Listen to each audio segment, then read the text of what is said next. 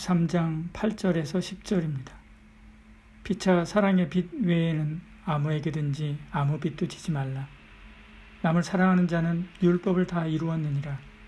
간음하지 말라, 살인하지 말라, 도둑질하지 말라, 탐내지 말라 한 것과 그 외에 다른 계명이 있을지라도 내 이웃을 내 자신과 같이 사랑하라 하신 그 말씀 가운데 다 들었느니라. 사랑은 이웃에게 악을 행하지 아니하나니 그러므로 사랑은 율법의 완성이니라. 아멘. 주식하는 사람들은 기업의 건전성을 파악하는 것이 굉장히 중요합니다. 좋은 기업, 성장할 기업에 투자해야 하기 때문에 그렇죠. 그때 보는 것 중에 하나가 부채 비율입니다. 부채 비율은 부채 총계를 자본 총계로 나누어 퍼센트로 낸 것을 말합니다.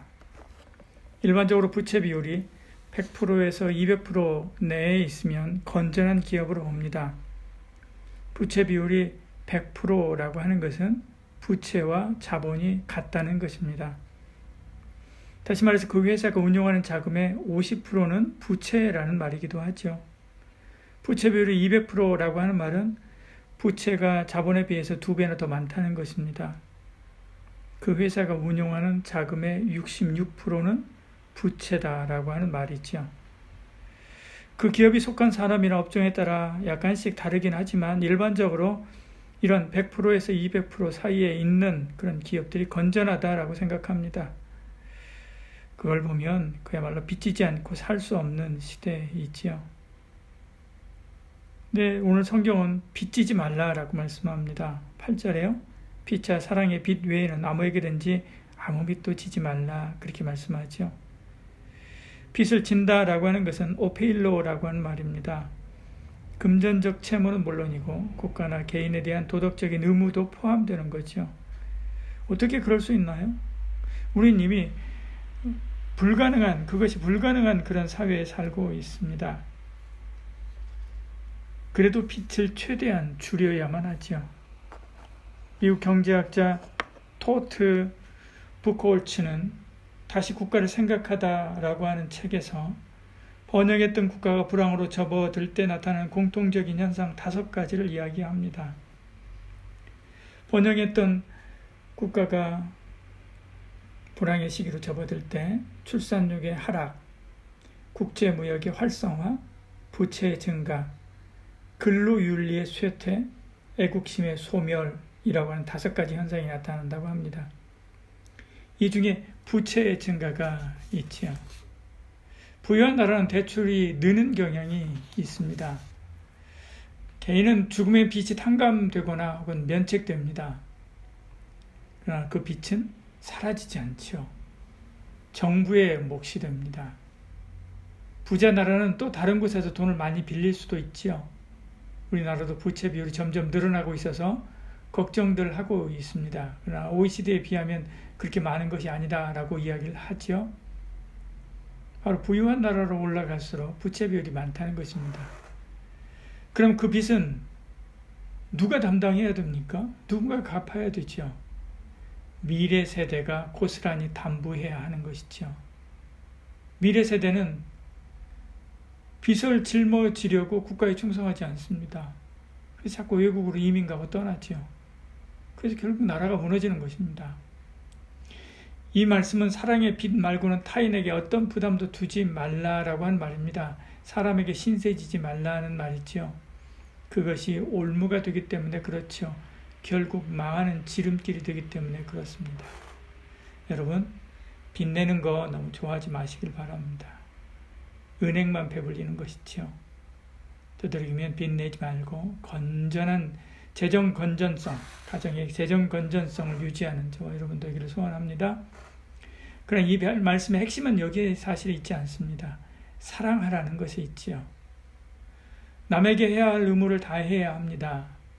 신세진 것을 갚아야 할 일을 남겨두지 말아야 된다는 거죠. 그런데 아무리 신세 갚아도 다 할 수 없는 것이 하나 있습니다. 그것은 바로 사랑입니다. 누구에게 진 사랑의 신세이고 빚입니까? 주님이지요. 주님께서 당신의 목숨을 내놓아 죄인 되었던 우리를 살리고자 당신의 생명을 주었습니다. 주님의 사랑으로 우리가 구원받아 다시 살고 천국 백성이 되었지요. 이 사랑의 빚을 갚아야 됩니다. 누구에게요? 이웃에게 갚아야 되는 거죠. 그것이 주님께 갚는 일입니다. 마태복음 25장 40절 말씀하죠. 임금이 대답하여 이르시되 내가 진실로 너희에게 이르노니 너희가 여기 내 형제 중에 지극히 작은 자 하나에게 한 것이 곧 내게 한 것이니라 하시고 이렇게 말씀합니다. 성도의 사랑은 상대에게 자기 이익을 구하지 않습니다. 조건 없이 상대를 받아들이고 사랑이 수고를 아끼지 않는 것이죠.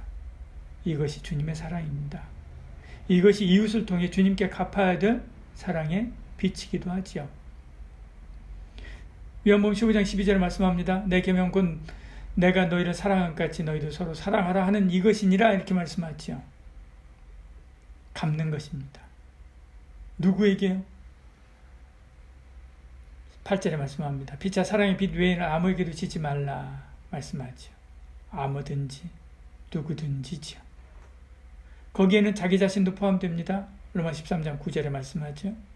교우도 있습니다. 요한복음 15장 12절에 말씀합니다. 이웃도 있습니다. 로마서 13장 10절에 말씀합니다.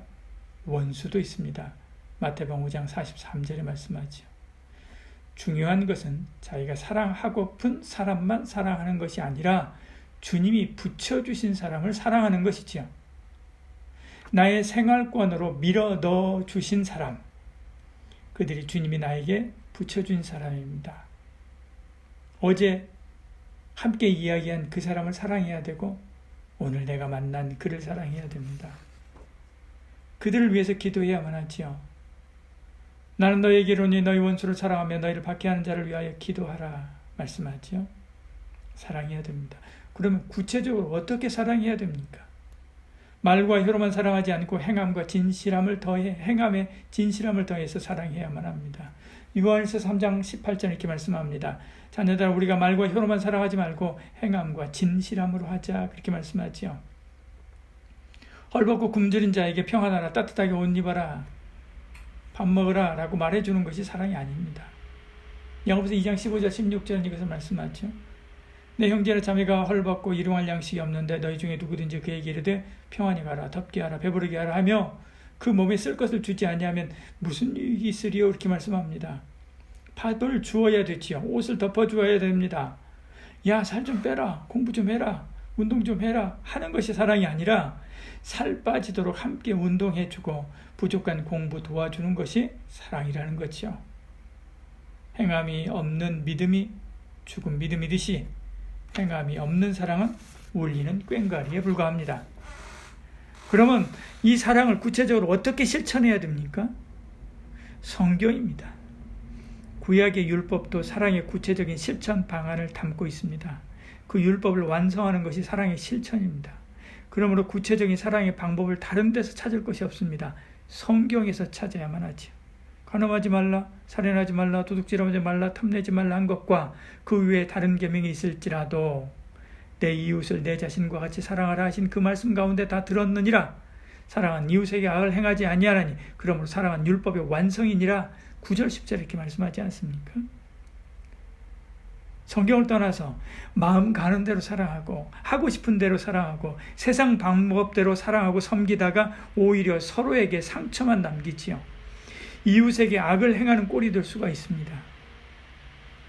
사랑에는 그 어떤 것보다 깊은 지혜와 기술이 필요하지요.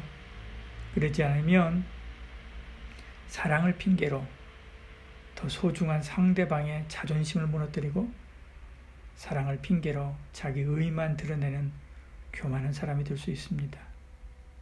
오늘도 말씀대로 사랑하고 섬김으로 주께 사랑의 빛을 조금이라도 갚아가는 저와 여러분 되기를 소원합니다. 기도하겠습니다. 어렵고 힘든 시기입니다. 다들 마음이 메마르고 그리고 조급해져 있습니다. 여유가 없습니다. 그래서 사랑하고 섬기고 할 그런 여유가 없어서 서로 부딪히는 경우들이 많습니다. 그러나 우리의 마음을 녹여서 오늘 말씀 붙잡고 다시 사랑을 붙잡고 사랑으로 나아가는 저희들 되게 하여 주시옵소서. 코로나로 인하여 우리 모든 성도들이 흩어져 있기에 서로 사랑의 교제를 하지 못합니다.